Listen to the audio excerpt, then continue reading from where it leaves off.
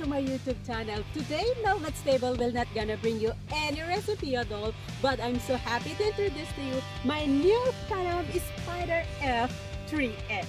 But of course guys, Mhelbeth's Table will continue to bring you more delicious recipes. But today, we will make a very good review for my new Can-Am Spyder F3S. And before the summer ends, we will enjoy this very beautiful weather here in Jubilee Park, Spruce Grove. Alright guys, let's start with the review. So, eto guys ang ating Spyder F3S Can-Am.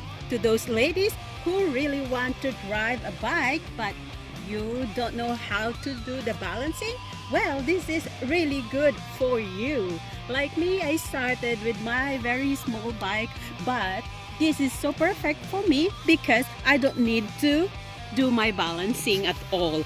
And this is like a car, but it's like a bike as well. So this is very nice for you ladies who really want to ride a bike.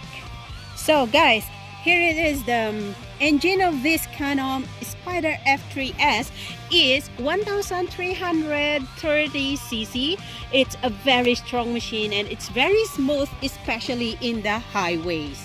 Okay, and of course guys, there it is, the digital speedometer, and of course we installed the Garmin GPS so that everywhere you can go, everywhere na hindi kayo mawawala sa mga lugar na pupuntahan nyo.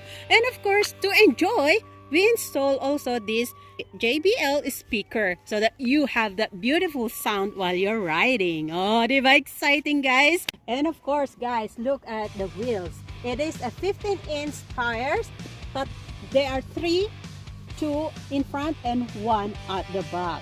Alright, and we have also this very nice compartment that you can put your food or your helmet. Guys, that's a very simple review for my new Can-Am Spyder F3S. And of course, shout out to Mhelbeth Cortado. It's my riding buddy that she'll gonna be buying the same thing as well. So I'm so excited to ride with you guys. And of course, let's try this Can-Am Spyder F3S. Let's go!